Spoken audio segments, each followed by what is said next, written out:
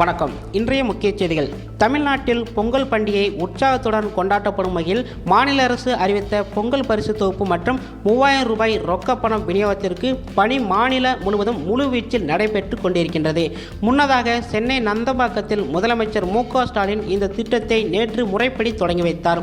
இதனைத் தொடர்ந்து இன்று காலை முதல் தமிழகத்தில் மூலை முடுக்கெல்லாம் உள்ள அனைத்து நியாய விலைக் கடைகளிலும் தகுதியுள்ள குடும்ப அட்டைதாரர்களுக்கு பரிசு பொருட்கள் தொகைகள் வழங்கப்பட்டுள்ளன. கூட்ட நெரிசலை தவிர்க்கும் பொருட்டு கடந்த சில நாட்களாகவே வீடு வீடாக சென்று டோக்கன் விநியோகம் நடத்தப்பட்டுள்ளது. பொதுமக்கள் தங்களது டோக்கன்களில் குறிப்பிட்டுள்ள தேதி மற்றும் நேரத்தில் அடிப்படையில் கடைக்கு சென்று பொருட்களை பெற்றுக் கொள்ளலாம் என்று தெரிவிக்கப்பட்டுள்ளது. ஏனெனில் ஒரு சில காரணங்களால் டோக்கன் கிடைக்காதவர்கள் அல்லது டோக்கன் வாங்க தவறியவர்கள் இதுகுறித்து கவலைப்பட தேவையில்லை என தமிழ்நாடு அரசு தெரிவித்துள்ளது. அத்தகைய பயனாளிகள் வரும் ஜனவரி 13ஆம் தேதி நேரடியாக தங்களுக்குரிய ரேஷன் கடைகளுக்கு சென்று தடையின்றி பரிசு தொகுப்பையும் 3000 ரூபாய் பணத்தையும் பெற்றுக்கொள்ளலாம் என தெரிவிக்கப்பட்டுள்ளது. அது மட்டுமின்றி டோக்கன் தொடர்பான சந்தேகங்கள் இருப்பின் பொதுமக்கள் தங்கள் பகுதி ரேஷன் கடை ஊழியர்களை அணுகி விளக்கம் பெற்றுக்கொள்ளலாம் என்று அறிவுறுத்தப்பட்டுள்ளது.